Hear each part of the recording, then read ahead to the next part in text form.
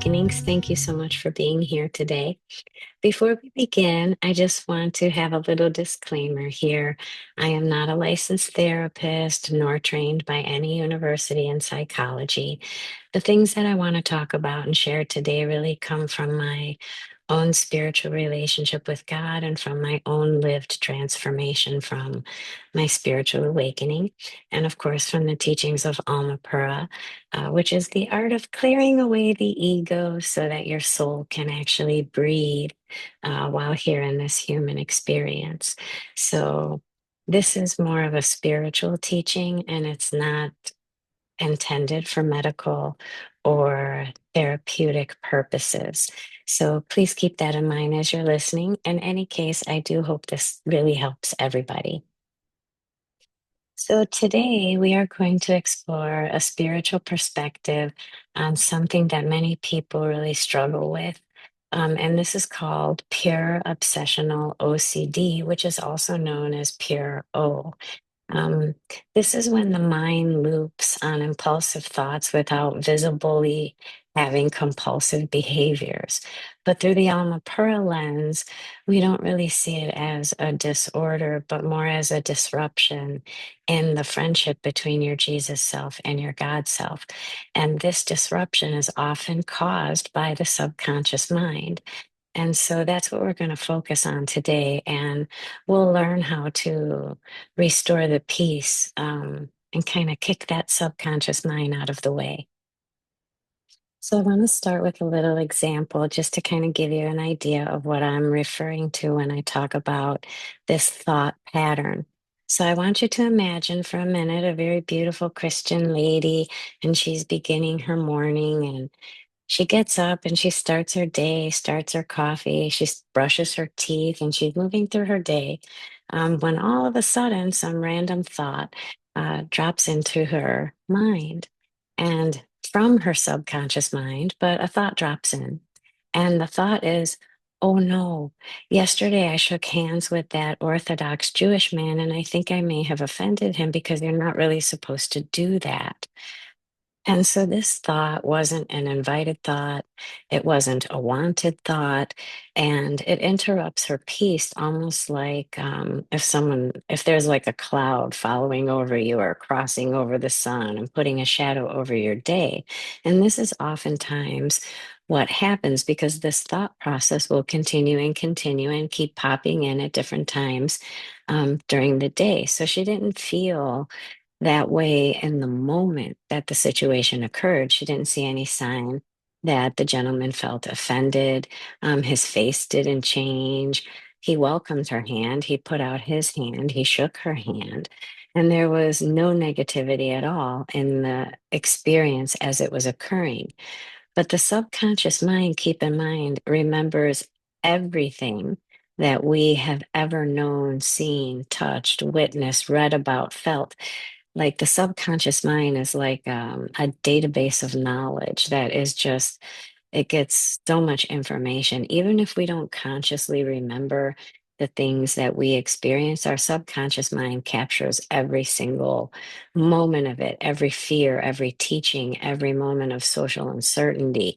And it'll start to kind of whisper at you, and it starts kind of quiet, but it's the seed of self-doubt, and the subconscious mind is the culpable party for that.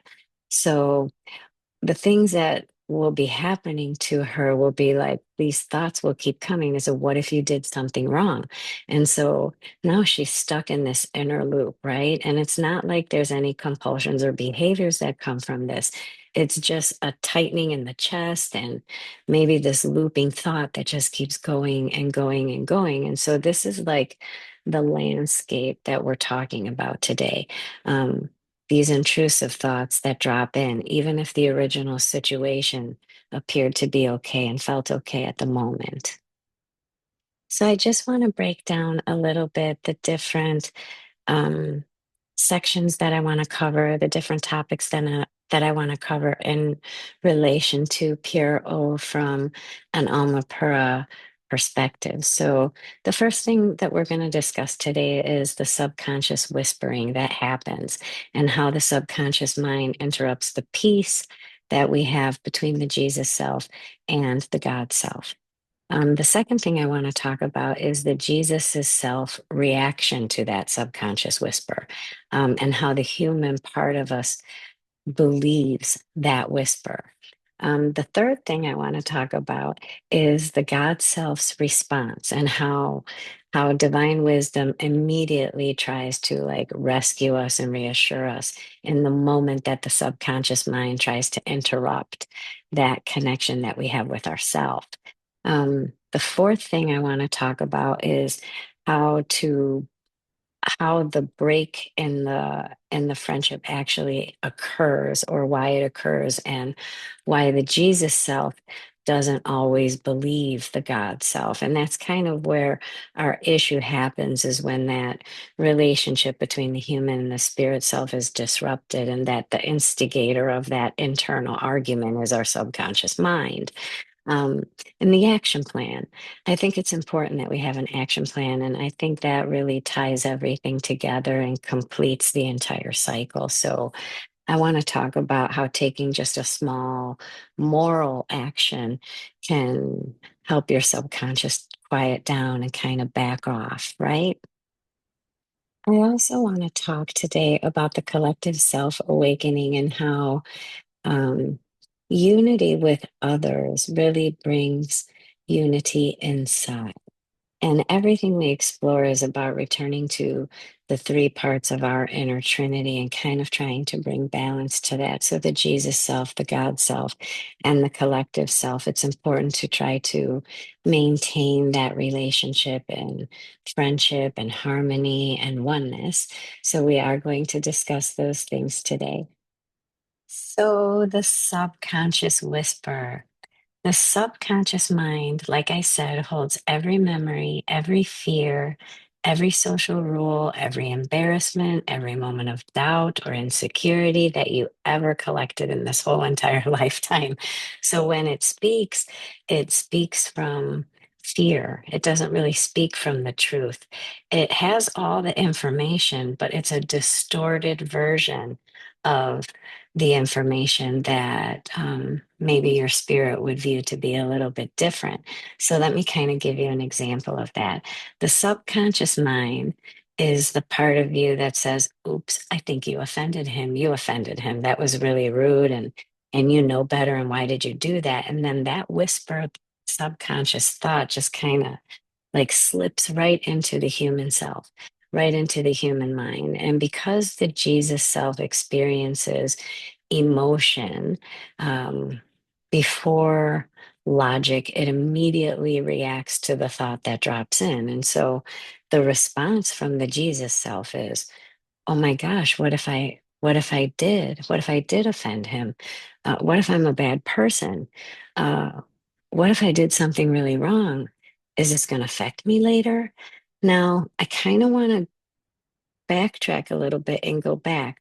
When that subconscious thought drops in, you know, she's in the middle of making her coffee or brushing her teeth. She's not thinking about the man. And she probably hears, oh, you really offended that guy. Maybe you offended that guy.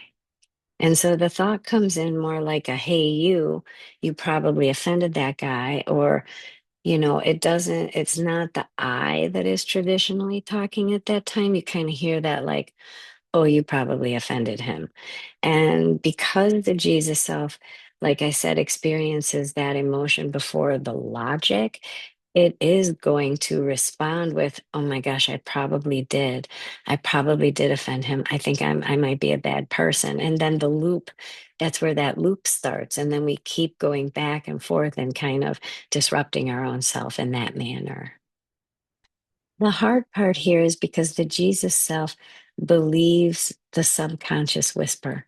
And that's where we get into the trouble. So the Jesus self is the emotional human part of us. It is tender, it cares about harmony, it worries about hurting other people and affecting or impacting others in a negative way. So when the subconscious whispers a fear-based piece of information, the Jesus self believes it right away. It just kind of goes, "Oh my gosh, I probably did do that." And so instead of remembering the truth of the interaction, which, if we remember, the truth of the interaction is he met her hand, he shook her hand, there was no problem, he smiled. Um, it didn't seem like anything negative was left during that circumstance. So instead of remembering the truth of the interaction, the Jesus self goes like right into, oh my God, I really messed up. And this is not OCD, let's say, in the clinical sense, although I'm not a therapist, so I don't know, but it doesn't feel like OCD in the clinical sense. This more feels like a disruption in the friendship between the Jesus self and the God self. The thing that I like to try to point out is that the God self always responds first with the truth.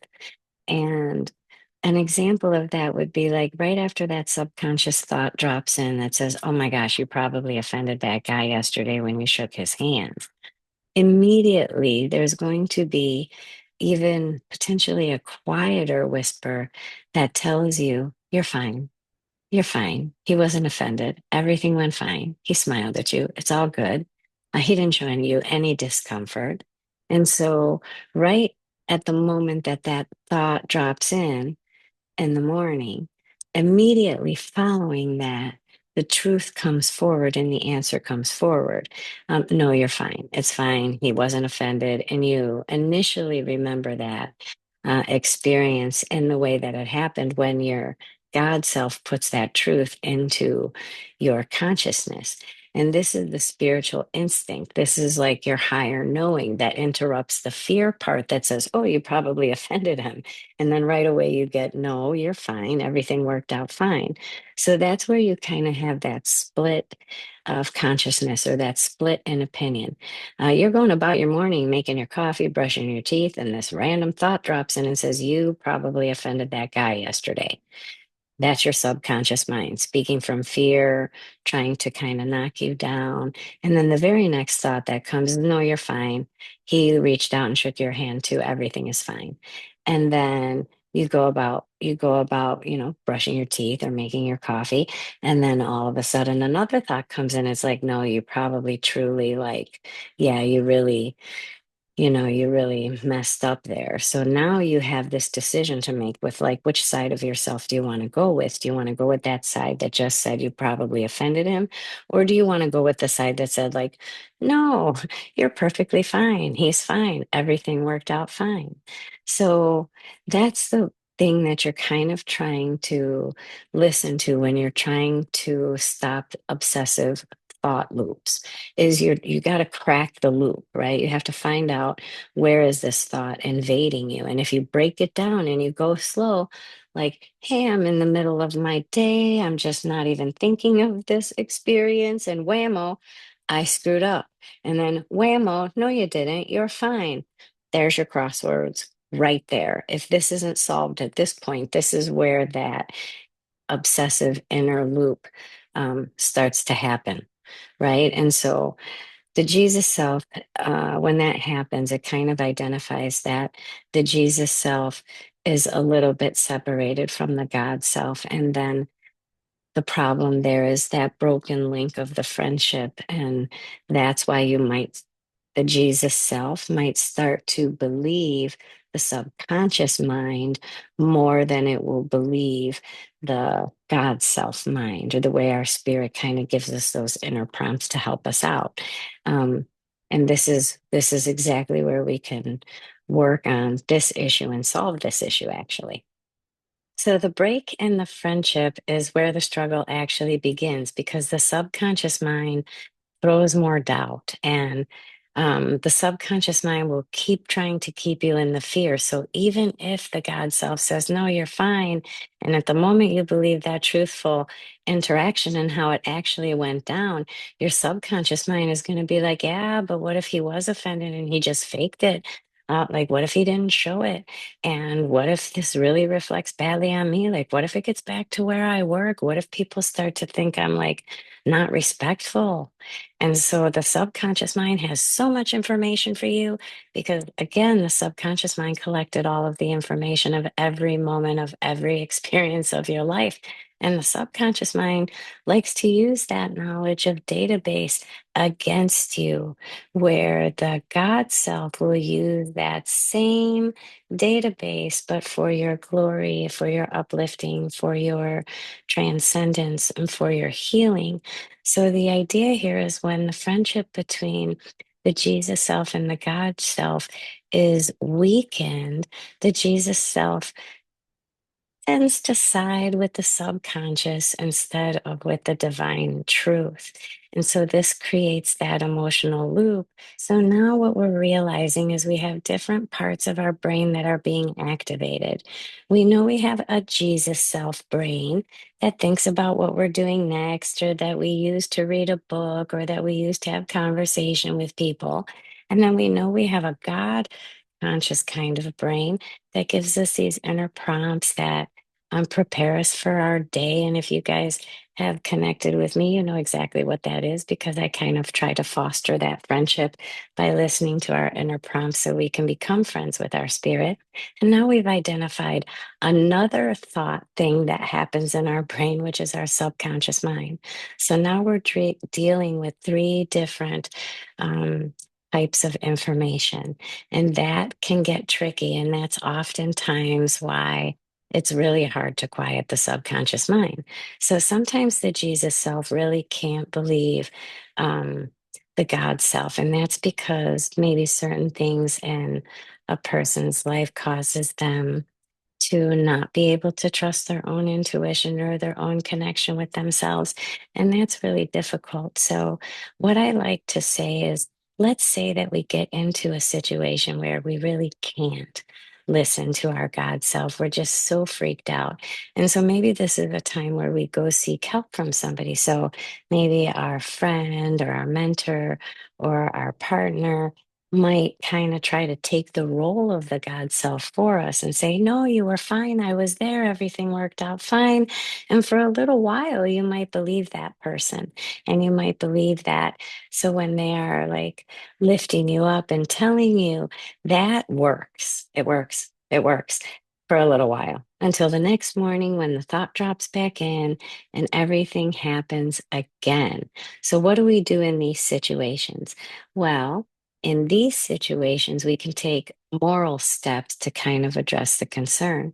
So this would be one example, is to reach out and connect with that person and say, hey, I hope that, at our interaction yesterday, I didn't offend you. I wasn't thinking at the time. And I know that according to your faith, I'm not supposed to, reach out and shake your hand. And I thank you for, uh, you know, shaking my hand, or whatever you want to say. But the point is that if you cannot solve it in your brain, like I was talking about a little earlier, it's like if you can't work it out and recognize that you can lean into your God self because you still don't feel aligned with yourself. That argument is still happening, and it's really hard to pick if you should believe your subconscious mind and know that you really offended this guy, or if you could pick your God self mind that says there was no offense taken.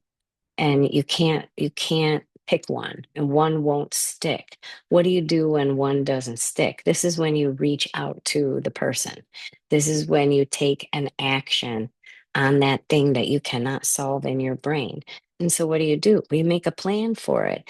And so this is again where you would reach out and maybe make a connection with that person and apologize, or kind of just tell them how you're feeling. And this does three spiritual things for you. Number one, it proves that the subconscious mind was wrong, and that the fear that the subconscious mind tried to put into you was a lie, and it was inaccurate. That's what the subconscious mind likes to do. The second thing it does for you is it eases the Jesus self. It eases the human self, because now you have literal proof that this person was not upset, and you spoke it out with them, or you communicated with them. And this goes for whatever situation or whatever experience.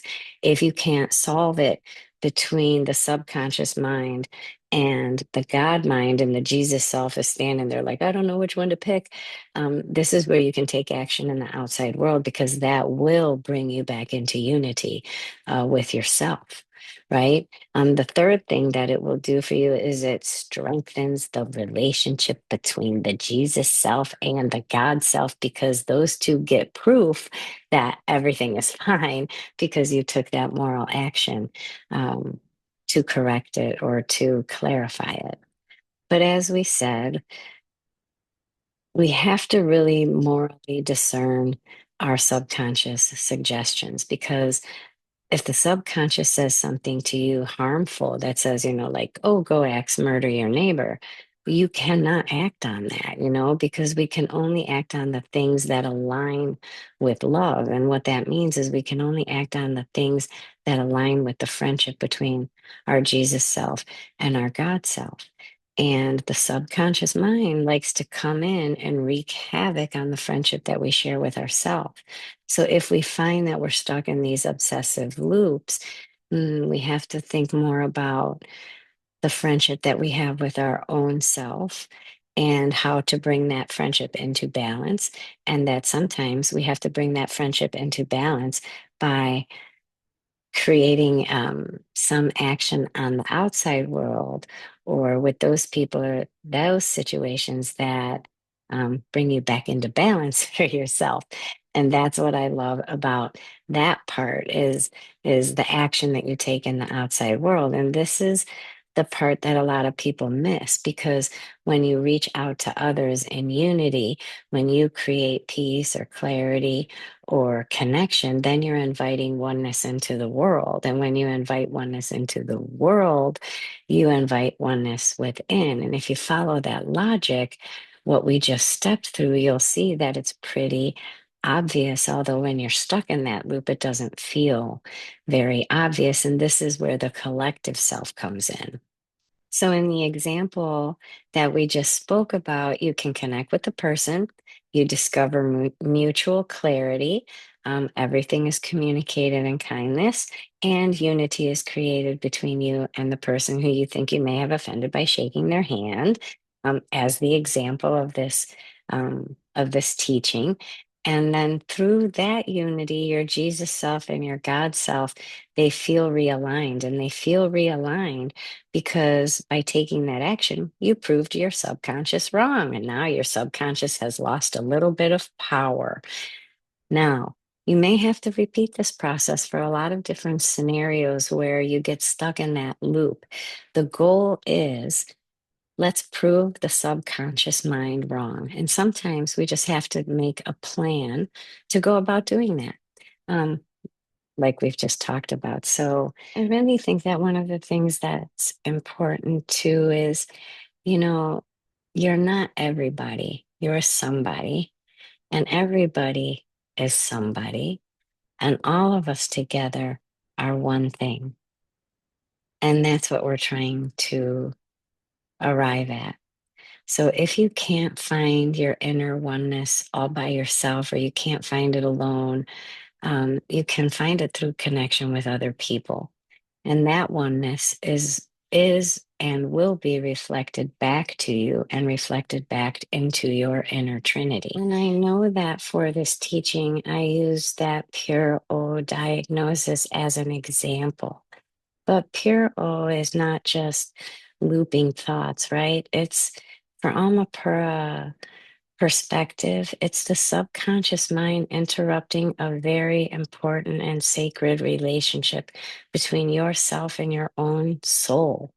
And healing comes from hearing the subconscious whisper, letting the God self answer first, believing it if you can to rebuild the friendship between the God self and the Jesus self. And if that doesn't work, take an action to prove the subconscious mind wrong. And then that will invite oneness with others. It will invite oneness with yourself. And then that's where you awaken that collective soul experience within your own inner trinity. And you create that unity inside. And this is how I believe that. Um, my spiritual awakening and the techniques and the messages and the gifts of Almapura really help to create a wholeness within our person and a truth, and spiritual clarity. So I hope this helps you. Um, and thank you so much for taking the time to watch today. Stay blessed.